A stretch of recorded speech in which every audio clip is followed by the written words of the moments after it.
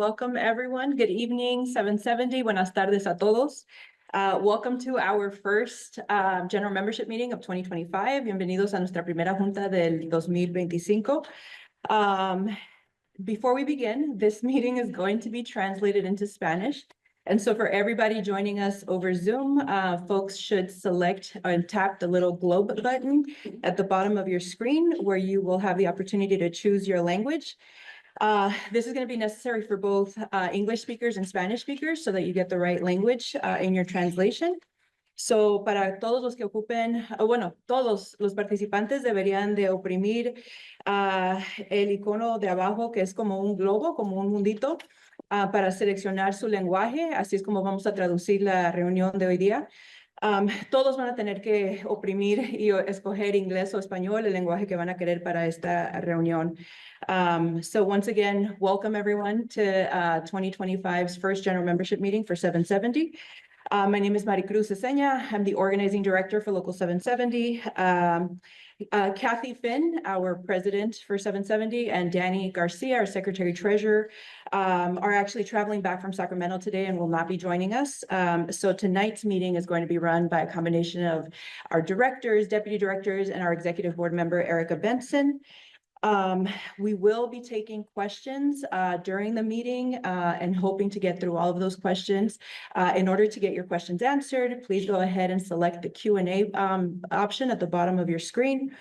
And that should get you an answer either live on today's meeting or as follow-up after the meeting. So just once again, in case more folks are joining us, bienvenidos a todos. Welcome everybody to 2025's first general membership meeting for 770. This meeting is being translated, so everyone will have to choose a language by selecting the globe icon at the bottom of your screen and tapping either English or Spanish. So esta junta va a ser traducida al español, así es que para hacer eso, por favor, oprima el botón abajo de su pantalla y escoja el lenguaje de español para que pueda escuchar la reunión en español. And so, okay, we're going to kick it off and get it started. We're going to begin with our communications director, Heather Rutman, giving us the president's report. Thank you, Maricruz. Good evening, everybody. Kathy Finn, our president, is really sorry that she can't be with us this evening. She's currently on a flight home from a meeting in Sacramento, so she asked me to read this report. So this is her. I'm speaking as Kathy. She said, I want to acknowledge this week that actually today is the 5th anniversary of COVID-19 being declared a national pandemic and UFCW 770 members being declared essential frontline workers. I know that there are probably many of you in this room and on the call today who are essential frontline workers who are working during that time. I remember how traumatic it was at the start of COVID when food workers were declared essential and had to work in overcrowded environments with panicked customers and empty shelves. When the companies weren't providing masks, in fact, some of you were telling us that you weren't allowed to wear masks. And ultimately, tens of thousands of UFCW members were infected with COVID, and way too many of our union siblings and their families passed away. We will never forget the sacrifices. You were heroes then, and you continue to be heroes today. So she's asking that we please close the meeting with a moment of silence for our siblings that lost their lives to COVID today. And workers have already faced incredible challenges in just the first few months of this year. The devastating wildfires impacted nearly 100 of our members who received support from union resources. And this administration is directly attacking union workers around the country. But despite that, we and other union workers are fighting back. You're going to hear more about that from the directors and the executive vice presidents tonight shortly. But before that, I'm going to highlight a few things going on at 770 that are building our member power. Last month, we transitioned our retail field staff to a new model in which contract enforcement representatives focus on enforcing the contract, and leadership development organizers focus on building leadership and union presence within each shop. Currently, the leadership development organizers are supporting our grocery members to build power to win the best contracts possible at Ralph's, Vaughn's, Albertsons, Pavilions, Gelson's, Stater Brothers, El Super, Super A Foods, Santa Cruz Markets, and Vicente Foods, while the contract enforcement representatives are working with the members who already achieved contracts last year. So Food for Less, Food Max, and our drugstore members to better understand and enforce their contracts. This week, we're also starting a new contract compliance call center where members can get quicker answers to many common contract questions. This will allow the contract enforcement representatives to focus more of their time on investigating more complex cases and training and supporting members to understand and enforce their rights. So you're going to hear a lot about that and the other amazing work 770 members and staff are doing in a bit, but I want to give a brief update from the bargaining table. So for Ralph's, Vaughn's, Albertsons, and Pavilions members, we've met 7 times in February. We have 4 more dates set in March, the 17th, 18th, 25th, and 26th. We gave them a complete proposal, including economics, on the very first day, and they have not yet presented any economic proposal, meaning no wage proposal from them yet. Our proposal for increases is for increases to the top rates of $2.50 the first year and $1.50 for years 2 and 3 for most classifications, bringing the GM and pharmacy tech rates up to match the food clerk rates by the end of the 3-year contract. We are also proposing new language to require sufficient staffing that increases hours and meets the needs of the customers, as well as restrictions on self-checkout. Stater Brothers, we've met once. It was interesting. Meeting again this Friday and again on March 19th and the 21st. We made similar proposals to Stater. They have not given us any proposals yet. Gelson's, Super A, and other contracts that expired March 2nd, we are entering into extension agreements because they generally will not agree to anything until after the major companies complete negotiations. Kaiser also has some bargaining sessions scheduled for next month, and we'll be kicking off with some actions actually tomorrow. So once again, Kathy is really sorry she couldn't be here in person tonight, but she wants everybody to have a wonderful meeting, and she looks forward to seeing us all at a rally or an action soon. Thank you.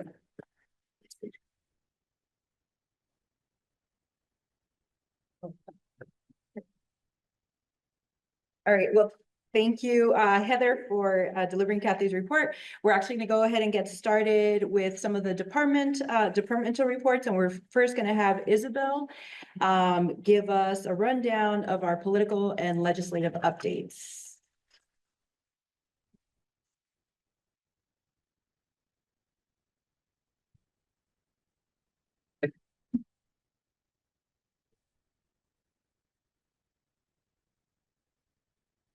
All righty. Hi, everyone. Please to see. One second. Hi, everyone. Isabel Franz here with the political department. I just wanted to give a brief snippet of what we're working on in the political department right now. We have been working on Fair Work Week ordinances. If you remember, in 2023 in Los Angeles City, we were able to pass a Fair Work Week ordinance that required employers to establish schedules 14 days in advance, allow for ample time, rest time between shifts, and offer hours to existing employees before hiring more employees. We are currently working to make amendments to this ordinance. We have seen out in the field that there have been some issues with enforcement, and we really want to be able to use these amendments as leverage during bargaining right now. And so we are hoping that we can increase enforcement, make sure that there are real penalties for employers that are not abiding by this ordinance. And then once we get that really squared away, we iron out all of the issues that we have in the city of LA, we will be looking to expand Fair Work Week ordinances to all of our municipalities throughout the 770 jurisdiction. Next, we have all of this state legislation that we are working on. So in Sacramento, really the bulk of the work that we do is supporting good legislation that either we introduce, other labor unions introduce, or other organizations that we align with introduce. And it's killing a lot of bad legislation that we see introduced from anti-union organizations, chambers of commerce, etc. So that is a big bulk of the work that we do. The three things that I'm going to touch on today are sponsored bills. That means legislation that we are introducing as UFCW to protect 770 members and UFCW members statewide. So the first one is Senate Bill 442. This is a new iteration of our self-checkout bill. I know you probably heard me and NAM talk about this last year. We introduced a piece of legislation to try to regulate self-checkout. This is that unfortunately did not make it to the governor's desk last year. So we've changed a few things, made sure that we think that it has a path to make it to the governor's desk and get signed this year. So we've reintroduced that with Lola Small-Cuevas as our author.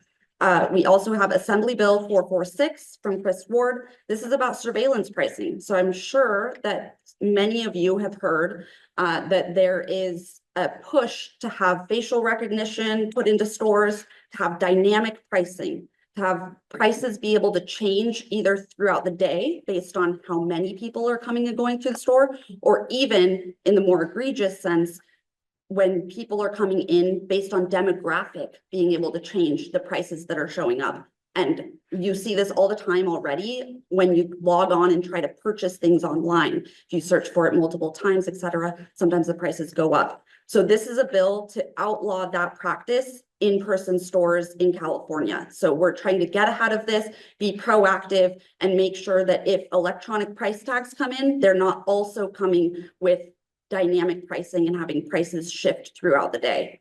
And the final bill that we have introduced is Senate Bill 378 from Senator Wiener, which will curb illicit cannabis sales online. Currently, hemp is being allowed to be sold online. It has no age verification. And we know that hemp can be highly intoxicating, just like cannabis. And so young kids are being able to not verify their age online, not have to upload an ID. They're just having to self-attest to being over 18 or over 21, and they're able to purchase this hemp product.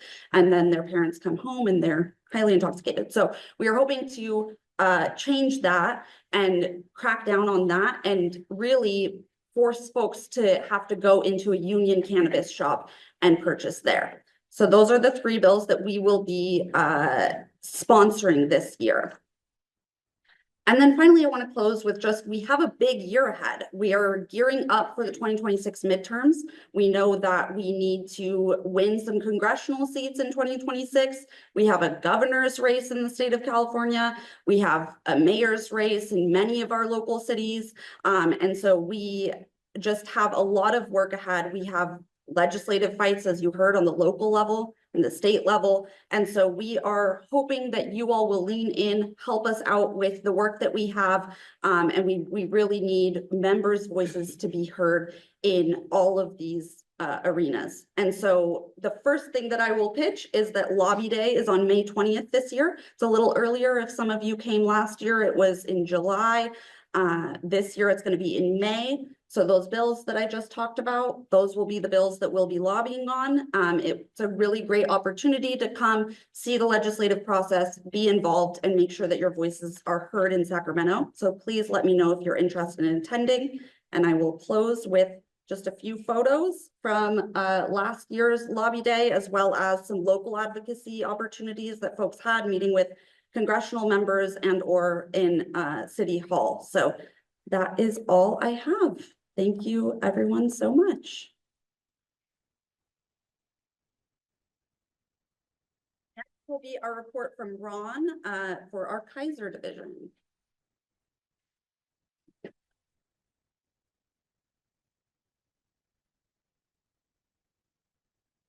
Good evening, everyone.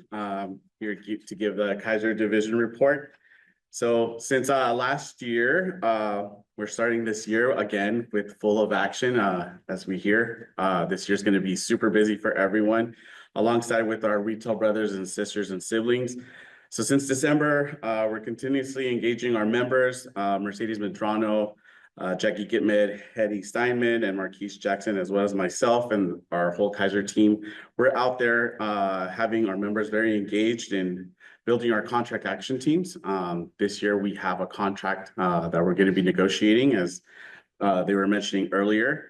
So since December, we surveyed our members and we have reviewed all those surveys and we have our committees have been set from the Southern California Kaiser team of union reps. We now have our team of bargaining members set.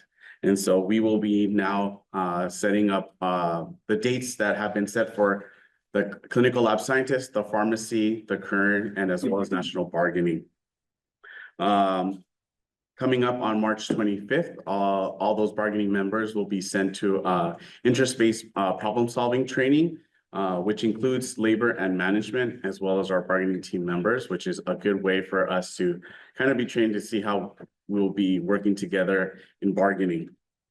So some of the dates that we will be beginning are in April and May, and we have some June dates already set.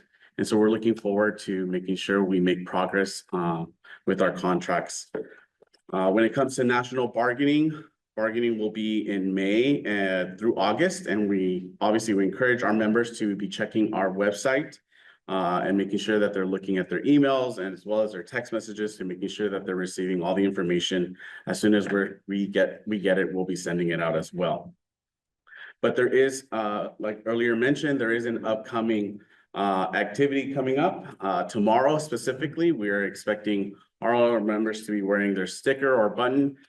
It's our first action that we're asking all of our members to be wearing. So I encourage everyone to wear their sticker and their button. If they have a gold shirt, this is your perfect opportunity to wear it and make sure you take a picture and send it over to each of our the reps because we'll be posting those pictures up to making sure that there's visibility and solidarity amongst all the unions as well.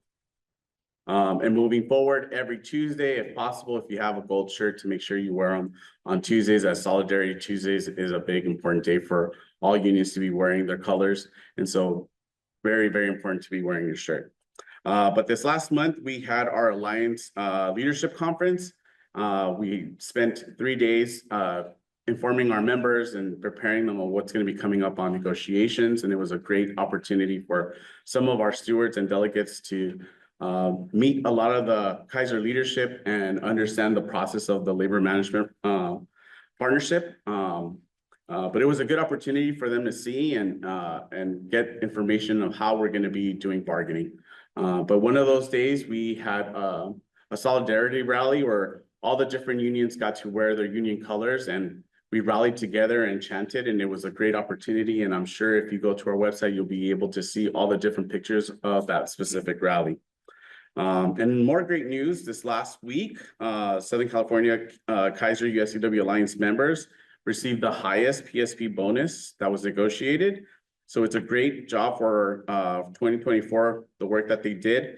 For the second year in a row, Alliance members exceeded contract PSP goals within over 115 million in savings directly attributed to the work of Alliance union members. The PSP payout in Southern California ranged between $3,800 to almost $5,000, which is awesome to see that a lot of our members received a good bonus paycheck. But just like Kaiser is not always the greatest, there is an influx of different bonuses that, where Kaiser is on the national front. Not everyone received that specific bonus. And so this is the unfair part of where Kaiser plays a toll. And so we in Solidarity want to make sure that this unfairness, it doesn't happen all across the country. So in negotiations, we're preparing our members to make sure that this battle does not happen again. We want to make sure that this PSP bonus is fair for everyone. So we want to make sure that we continue that fight. And that concludes my report. Thank you. And I'm going to be passing it on to my brother, Reggie Edwards, in the Cannabis Division.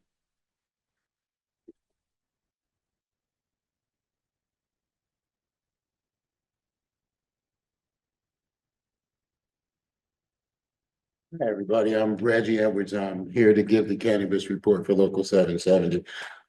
As some of you may be aware, we have a lot of negotiations going on right now. The first one I'll start off with is Stizzy. We had our third and fourth round of negotiations back on March 4th and 6th. We're close to a deal. We're still having some wage scale issues. We have another date set for March 17th. We are working closely with the CAT team to get the information out, and hopefully we'll have a deal there soon. We also have negotiations going on with Embark. We had our fourth round of negotiations coming up on the 20th of this month. The biggest themes there, we're trying to fight for guaranteed pay increases and also sick time accumulation. And we have negotiations also with Catalyst. Our first session with Catalyst was held on March 5th. For lack of time, I'll say it was exciting and intriguing.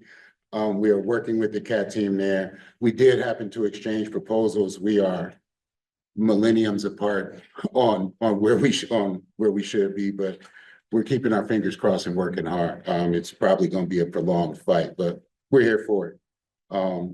Also, we have Liberty Beach Center in Gardena, negotiations with them. Our first session was held back in February on the 18th. We got a few TAs there, but we still have a few to go. Our next session will be on April 7th. Things are going slow, but they're making much progress. In good news, we recently ratified the new statewide contract with the Ease Company. Well, the new Ease Company, Ease California LLC. That brought in another 140 new members to the cannabis division. Here in the cannabis division are working closely with the CAT team on getting all of those members signed up and getting the contract out and working on know your contract trainings and things of that nature.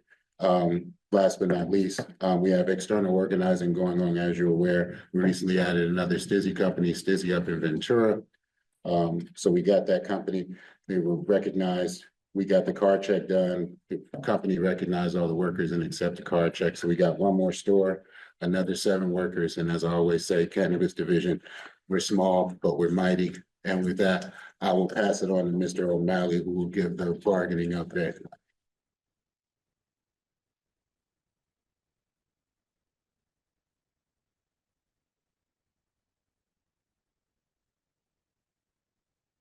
Good evening, everyone. Matt O'Malley, Director of Research and Collective Bargaining with Local 770. And as you can probably gather by the reports that came before me and came after me, there's quite a bit of bargaining going on in 2025. I think we have close to 24 open contracts at UFCW Local 770 in 2025. And fortunately, I have numerous esteemed colleagues and directors and deputy directors to give some individual reports, so I don't have to give all of those reports myself. As you know, we have our major food agreement is up for renegotiation. That was touched on in Kathy's report at the outset of this meeting. As Reggie mentioned, I think we have 9 open cannabis agreements in 2025. Including all of the largest employers. So the entire standard for the cannabis industry is going to be established in 2025 for the next several years. My colleague Jesus in the packing house division is going to report a little bit on after me on some of the bargaining that's coming up there. Pretty much every division and every one of our members is going to be touched by bargaining and the campaign to win good contracts at some point in 2025. So it's a tremendous opportunity in spite of all of the horrors going on in the world right now for us to really kind of bear down and make progress in what is otherwise a rather bleak time for democracy and for our country. When I last gave a report in December to the general membership meeting, we had just authorized a strike at Food Max. And although Food Max is a relatively small employer for Local 770, with only 2 stores in our jurisdiction, it is a major employer in the state of California in the grocery industry. It has nearly 13,000 employees, most of whom are concentrated up in Northern California. But it was a significant negotiation because it went first, it sort of sets the standard that the rest of the food negotiations, including, Kroger, Albertsons, Gelson's, Stater, so on and so forth, will have to look to. And I'm proud to announce that in the very early morning hours of December 19th, right before Christmas, we've reached a tentative agreement on a new 3.5-year contract with Food Max, covering all 13,000 of those members. And it's significant to point out that it was a 3.5-year contract and not the 3-year contract like usual. The reason for that is the company didn't want to go first again. They did not want to be made an example of and be sort of held out as the sort of sacrificial lamb that gets dealt with before we go into bargaining with the other major food employers in Southern Cal. So in that contract, I'll try to be brief. We succeeded in negotiating a total of $4 an hour spread over the life of the agreement to the top rates. Crucially, our members were really focused on making improvements to the pension plan. So we were able to negotiate what's a LISA, which is an acronym for a lifetime individual savings account for those members. And the company has agreed to contribute 90 cents an hour beginning on May 1 of 25. That will increase to $1.25 an hour on January 1 of 2027.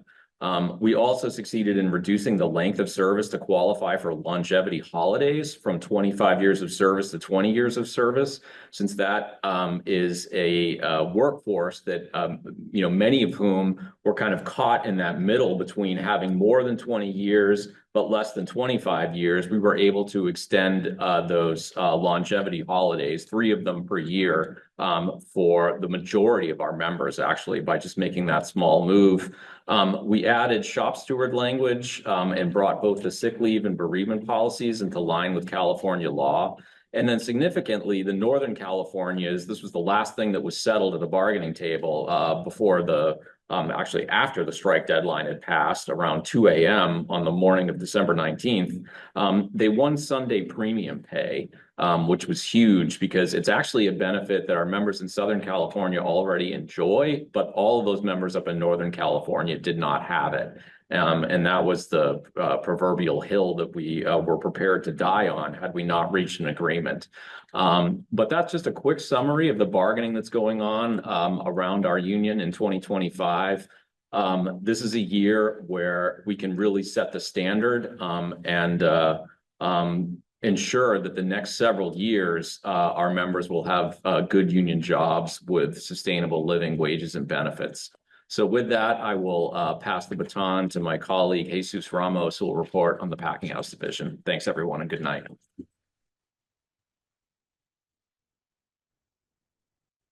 Good evening, everyone. I'm pleased to present our union's work in the Packing House Division over the past quarter. Our union remains dedicated to serving our packing houses, food processing plants, and rendering plants. This quarter, we actively participated in labor management meetings at Rogers Poultry and Palisades Ranch. At Rogers Poultry, workers addressed concerns regarding changes to work schedules and seniority. At Palisades Ranch, discussions focused on overtime policies and new job postings. We continue to hold employers accountable by filing grievances for violations of our collective bargaining agreements. Health and safety also continue to be top priorities for our members. Workers at Overhill and Darling continue to hold monthly health and safety meetings, ensuring their workplace concerns are heard and addressed. Additionally, our union has extended its support to, well, the Packing House Division has extended its support to the Restaurant Depot locations, where 2 stores, Van Nuys and Pasadena, recently ratified new contracts. These agreements secured a $4.85 pay raise, the largest increase of any store in the country. And looking ahead, we are preparing for upcoming contract negotiations at Overhill Farms, Darling, and Bakers. Overhill Farms members will meet on March 22nd to identify their key priorities. And Bakers and Darling members will soon receive a survey to help shape the negotiation goals. Through all these efforts, our packing house members continue to stand together, united in the fight for fair contracts and better working conditions. With strength and solidarity, we will keep pushing forward. Thank you. And now, pass it on to Heather for the communication. Thank you so much. Great report. Good evening, everybody. As Kathy mentioned earlier today, in her report today marks the 5th anniversary of COVID-19, which is the 5th anniversary of being declared essential workers. And the communications team didn't want this anniversary to pass without taking the opportunity to remind the company, the customers, and the community of the sacrifices our members made and how valuable you all still are to keeping our communities healthy, safe, and fed. So we partnered with members and Lane on a survey of the effect of COVID-19 5 years later that we publicized in national outlets like Forbes. I encourage you all to go on our socials at UFCW 770 and read the full article, which features many of our grocery members. But the big takeaway from the survey is that results show that in the 5 years since the pandemic began, over half of the respondents, which were all our members, felt their lives had changed dramatically, with 51% saying their mental health has suffered, 43% said they're worse off financially, and 31% felt their physical health has suffered. So it's been 5 years and essential workers are still dealing with the aftermath of this pandemic. It's more essential now, especially during our major food and Kaiser campaigns to remind us, as well as our packing campaigns, as you just heard, to remind the companies that they cannot function without you all, just like they couldn't function without you all during COVID. And you all can't function with the disrespect, lack of staffing and hours and wages they're providing. So we're using this as leverage in our contract campaigns. So once again, take a look at the article. We have some really moving stories from our union siblings. And if you're struggling with your mental health post-COVID, just know that you're not alone. So also since the beginning of this year, we kicked off our major food campaign, which we branded Grocery Workers Rising. Rahelia's wearing a shirt, and we've gotten great engagement with our content on social and on the website. On our own social, engagement is up 200%, which means our content is connecting with more users than ever before. We also hit a milestone on Instagram with over 4,000 followers. So whether that sounds like a big or small number to you, just for reference, the largest local in the international has 3,750 followers. And so we're doing pretty well for a local that's less than half the size. So I ask you all to please help us get the word out so we can hit 5,000 followers. So it's, once again, it's at UFCW 770 on all platforms. So on web and email, engagement is way up as well, thanks to our frequent communication on the California Wildfire Resources page, immigration resources, and bargaining updates. So for all of that information, if you're looking for it, go to ufcw770.org. It's on the, you can find it on the homepage. And for more information on the Grocery Workers Rising campaign, you can go to groceryworkersrising.org. In February, we secured strong earned media coverage during Super Bowl Sunday. We highlighted our major grocery contract expiration and coverage of the Grocery Workers Rising kickoff rally in Buena Park, along with updates on the EASE contract ratification. So since January, we've achieved 25 media mentions, reaching over 8 million people with a publicity value exceeding $70,000. We've also started something new we started this year is we also started holding monthly communications committee meetings with members, and this is really focused on the contract campaign. So if you're interested in joining one of those meetings, please reach out to us at comms@ufcw770.org. So that's the report. That's the communications report. And now I'd like to call up our Deputy Director, Eric Avalos. Thank you so much. Okay, hello everyone. My name is Eric Aviles. One of the priorities that Kathy had for the new field restructure that she brought up earlier today, sure that all members feel engaged in their union, not just during contract fights. The new contract enforcement team has made it possible for members that had recently gone through a contract campaign to keep that strength they built and then keep that strength they built during their campaigns and then turn that injury into contract enforcement moving forward. So to highlight some of the work that team has done recently, the contract enforcement team recently held 6 separate Zoom meetings with contract enforcement committee members from Food for Less, CVS, and Rite Aid. In total, 48 members attended at least one contract enforcement meeting, and they began to design a contract enforcement campaign around some of the areas that are out of concern in their stores.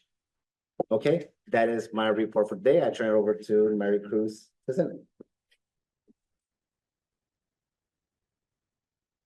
Great. Welcome again to me, I guess.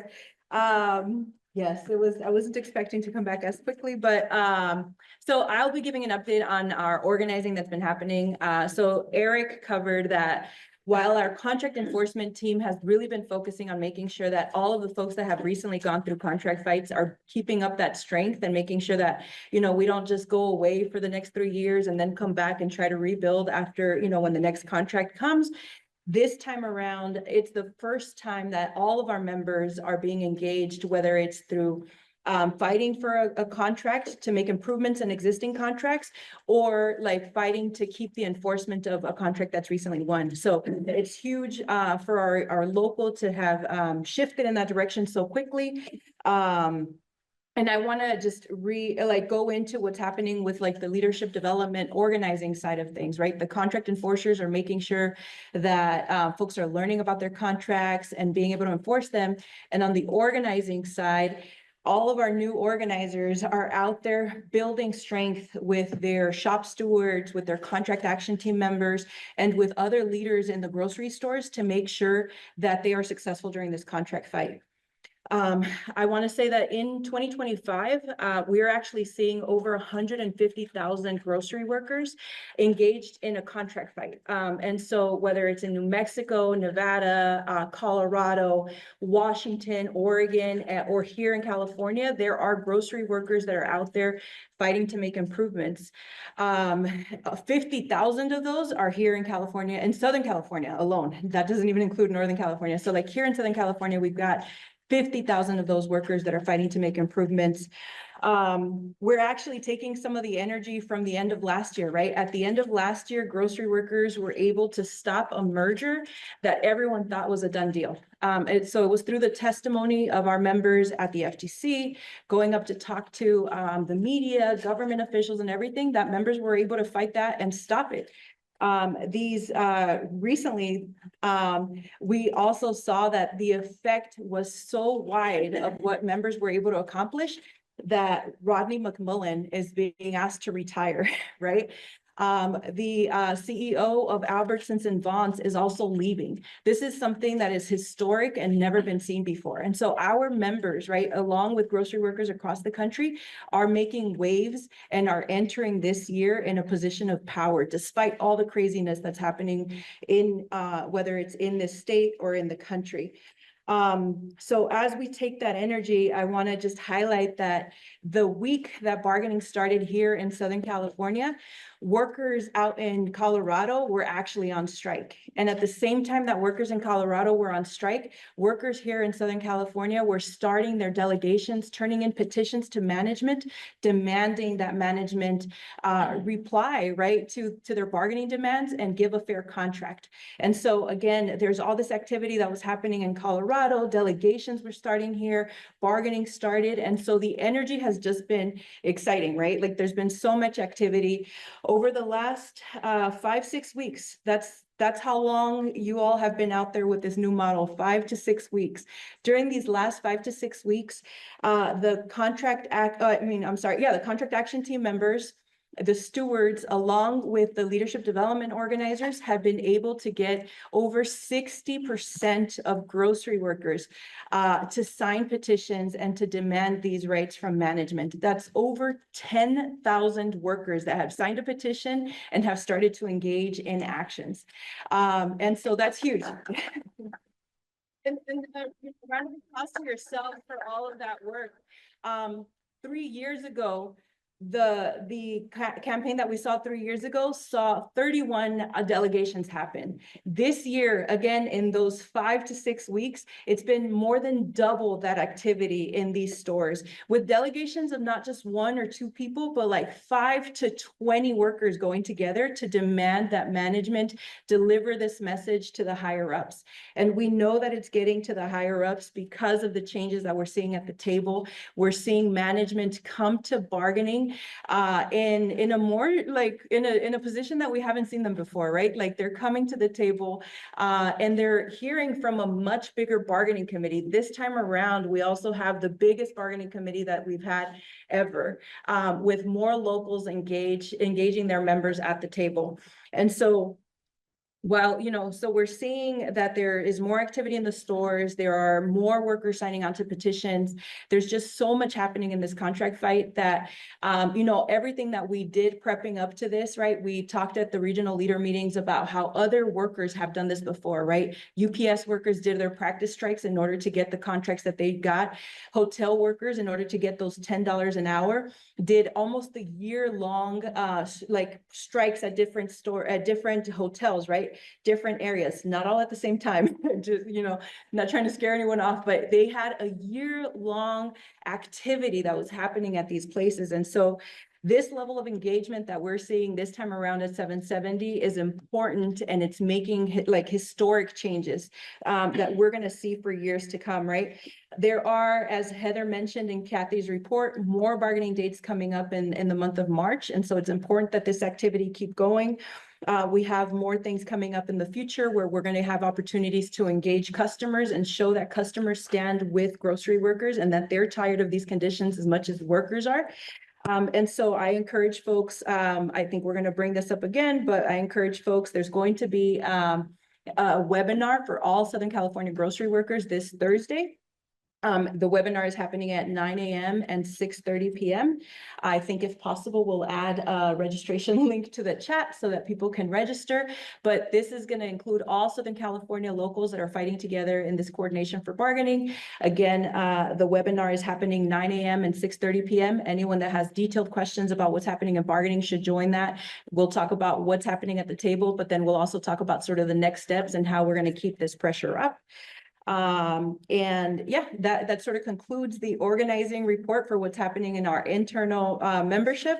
I'm going to now transition over to get our Secretary Treasurer's report from our Executive Board member, Erica Benson. And so I'm gonna invite Erica to come on screen to give us that report.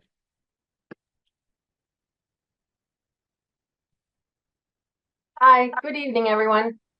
Hey, Hi. Erica. We'll start with approval of the minutes for December. It has been the practice approve the waiving of the reading and listing of the minutes to the December 10th general membership meeting. So is there a motion to approve this? So moved. Is there a second? Okay, is there any discussion? Okay, all in favor, say aye. Aye. Okay, any opposed, say nay. Seems like the motion passes to waive the minutes. Okay, now move on to the trustees report. This is for December 2024 through December 31st, 2024 for the entire year. For the fund balance, we have 18,807,725. In our revenue and expense from operations, that is 22,188,911. Our expenses, cash disbursements, the total would be 26,014,893. And we reimbursement due from our trust funds, we're due 460,693. So income is at a deficit of 3,365,289. We are still due. We've been getting in payments for COVID, and we're still getting even more payments in, so that number will rise. And our ending balance is 15,442,436. For our cash balance as of January 1st, 2024, we have 32,551. And for our cash disbursements, we have 32,988,683. The net cash is 26,132, and with our cash balance ending at 888,947. And our balance sheet For our assets, our total assets, we have 18,711,335. Our liabilities, we have 3,268,898. Our fund balance as of that would be 15,442,436. And Thank you. that's it for the trustees report. Thank you, Erica, for the trustees report. Is there a motion to approve the trustees report? So moved. Is there a second? Second. So moved by Matt O'Malley and seconded by Robert Salazar. Is there any discussion on the matter? Chat or anything? No? Okay, all in favor, say aye. Aye. Any opposed, say nay. Motion passes, and now we'll move on to the investment transaction report. All right, investment value and transactions from January 1st, 2025 through January 31st, 2025. Our fair market value as of January 31st, 2025 is 10,586,775. Interest and dividend income, our total is 20,058. Our sales and principal paydowns, which is a realized gain of 26,828, and which brings the total to $189,012. Purchases with common stock is $135,943. And that's the end of that report. Okay, thank you, Erica. And is there a motion to approve the investment transaction report? So moved. A second? Okay, so motion made by Reggie Edwards and seconded by Ron Solano. Is there any discussion on the matter? Okay, all in favor of approval, say aye. Aye. Any opposed, say nay. Okay, motion passes. And I think finally we will have the membership count report. Yes, our monthly membership report. For a February 2025 in our food division, we have 18,650 members. From January was 18,596. So that's a gain of 54. In our drug division, we have from February, it is 4,358. And January was 4,453, which is a negative of 95. Our general sales division is across that was 0. Our professional division in February, we have 1,546 members. And January was 1,548 members, which is -2. In our barber division, and February and January, 5 members across the board were even. In our beauty division, February and January, 8 members, same across the board, no change. Meat cutters, February, 1,641 members, and January, 1,642 members. So that's -1.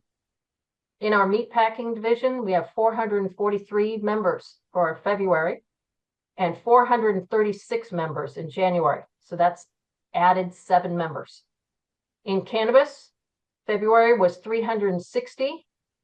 And in January, we had 477, which is -117. So, but yet Matt did address that and explain that. Our total membership for February is 27,011 members. And January was 27,165, which is a decline of 154 members. Thank you, Erica, for that report. Our membership count reports don't need approval, so we'll be able to move on. But thank you, Erica, for delivering the Secretary Treasurer's reports. Thank you. Okay, and with that, I think we're moving on now to any questions from our members that might have been in the chat or in the Q&A. I will invite some of the directors to field some of these questions as well, but we'll be able to take whatever folks have. Also, if there's any in the crowd, any questions?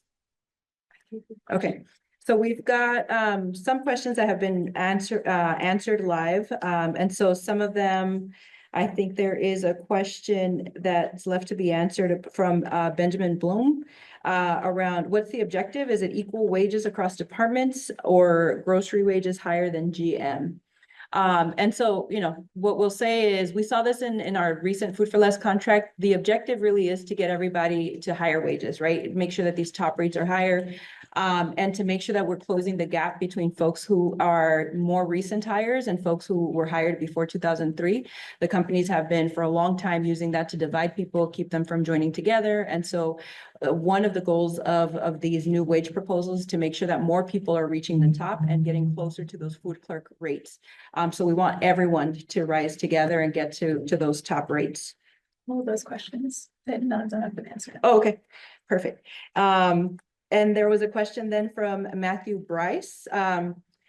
Is the wage increase bargaining only focused on GM and pharmacy tech positions? And so the wage increases that were mentioned earlier with the bargaining update are for all top rates. So that would include GM, food clerks, pharmacy techs.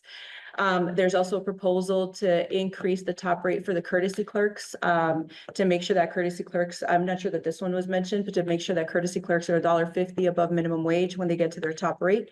And again, there is an emphasis on making sure that more people are able to reach that top rate food clerk wage. And I think that answers Andy Rand as well, who was asking what the courtesy clerk increase is being asked for. And so again, there is a proposal on the table to make sure that the courtesy clerk rates are higher. We were able to accomplish that during the Food for Less contract. And so it's something that is happening with this major food contract as well. And again, for the courtesy clerks, the top rate would then be $1.50 above the minimum wage. So it is different for each city, and given all the side letters that we've got. And then there's a question around whether, from David Vasquez, are you asking for better retirement in the contract negotiations with Stater Brothers? And so I can share that all of the companies have a proposal on the table to make improvements to the pension funds, to the retirement. And then we do have a bargaining committee member with us tonight. And so if there's anything that you would like to add that I've missed, open floor.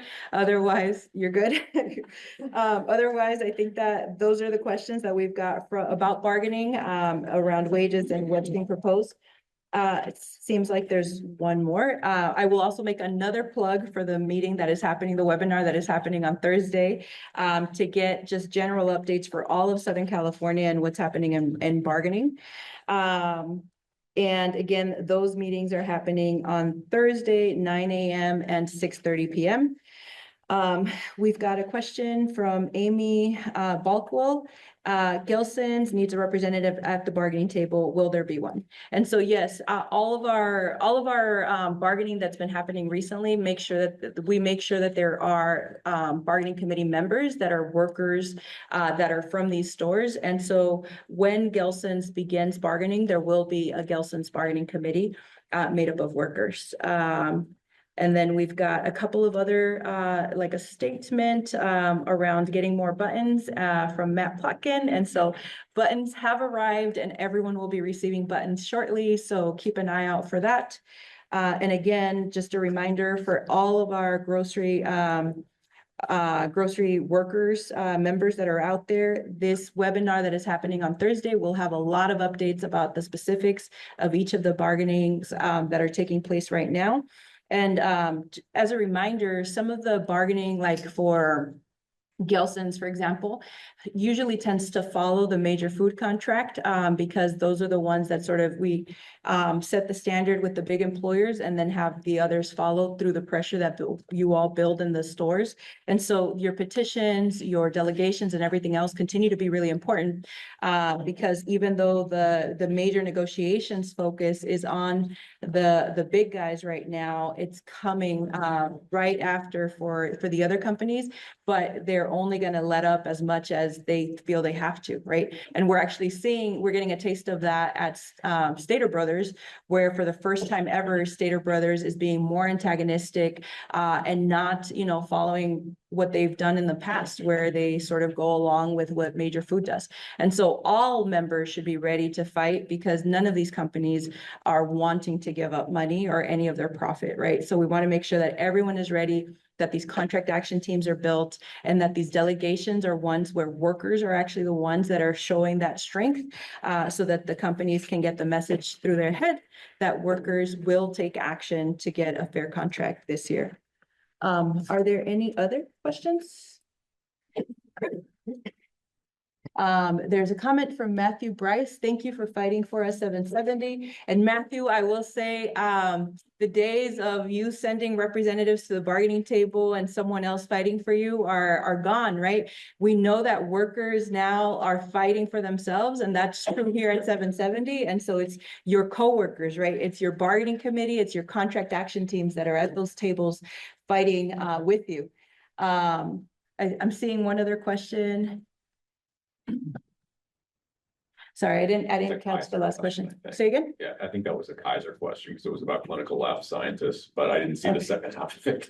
Okay, we didn't catch the second part of it, so we'll bring it back up and let Ron, it was I think it's in the chat. Yeah. Will there be any, Ron, do you want to come up and look at this? Yes. And then I think we should move on to the last part, because we have a few more minutes left. Perfect. So we'll take this last Kaiser question, and then right after that, we're gonna move on to some announcements that we've got from our constituency groups, and close out.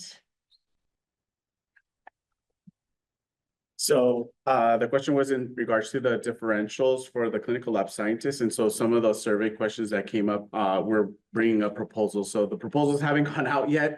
So until we meet first, we want to see what the proposals that are going to be brought up. And that's going to be discussed with the bargaining committee. So once that goes out, we will be discussing that. But yes, all the things that came from the surveys, that was one of the proposals that are going to be brought up. Thank you. Okay, and we've got a couple of announcements from our constituency group, so I'm going to kick it off or hand it off real quick to Reggie to give us a quick announcement from Minority Coalition.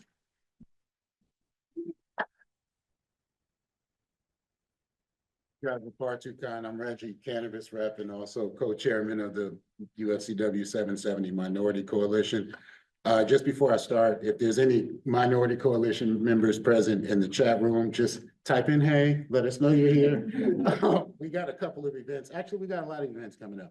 First of all, we're having a Clipper ticket raffle. So if you're a Clipper fan, prayers to you, but we are having a ticket raffle. We're raffling off a pair of Clipper tickets to a very good game. It's the Clippers versus the OKC Thunder. Go Thunder. Tickets are $10 each or 3 for $25. The winner will be announced live on our Instagram page. Our Instagram page is at UFCW770.mc. The game is on March 14th. It's a Sunday at 6 p.m. It should be a pretty good game. Oklahoma City Thunder. Go OKC. We have a monthly community service event that we do the fourth Saturday of every month at Christian Forest Missionary Baptist Church in Compton. We're providing hot meals and clothing to families in need, and we also hold a clothing drive every month in coordination, in conjunction with this event. We have a Prime Attire sponsorship and coalition. We are sponsoring one deserving high school male and female who cannot afford Prime Attire. In addition, we are collecting formal attire for high school students who are members, children, or grandchildren of our members. We also have our wonderful monthly membership meeting. They're held every fourth Tuesday of the month from 6:15 to 7:15, both in person here at the wonderful LA office and on video conferencing. All are welcome. I encourage you all to come and attend. We have a lot of exciting events going on. For more information, please Follow us on Instagram, UFCW770.MC, or visit our website, UFCW770MC.org. And we look forward to seeing you all at one of our wonderful events, and go OKC Thunder.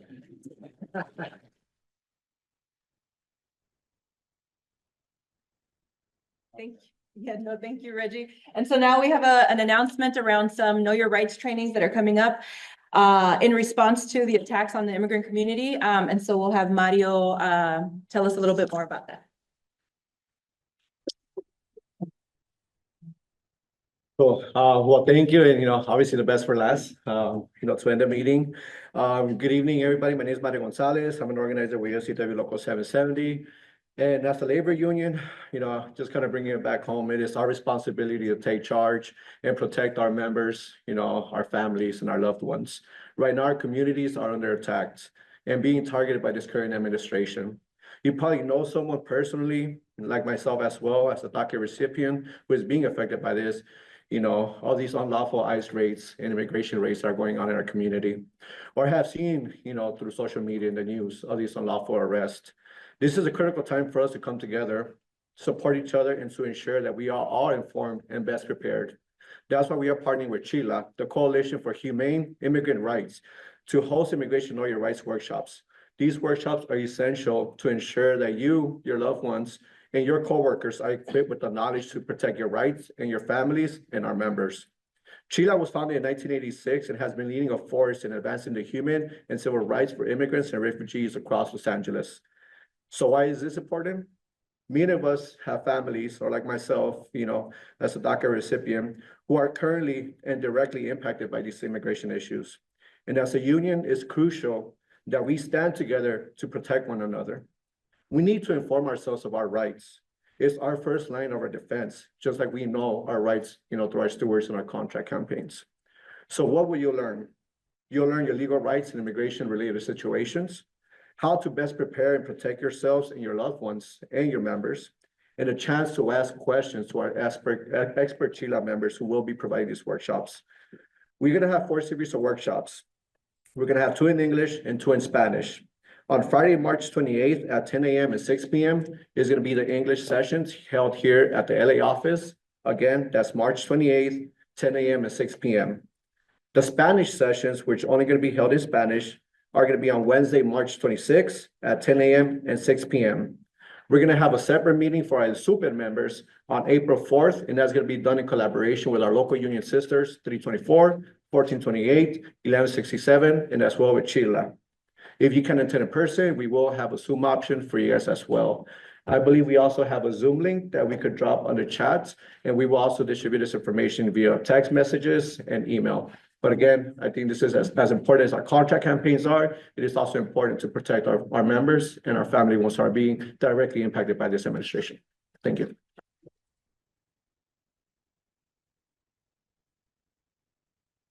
Okay, so thank you for those announcements for our constituency groups.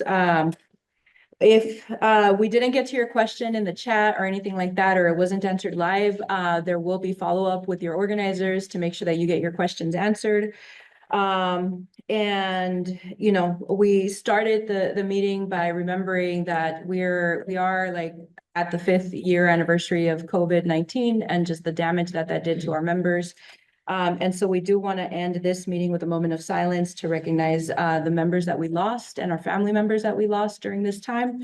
And just, pay some respect to all of those folks who sacrificed for everyone else.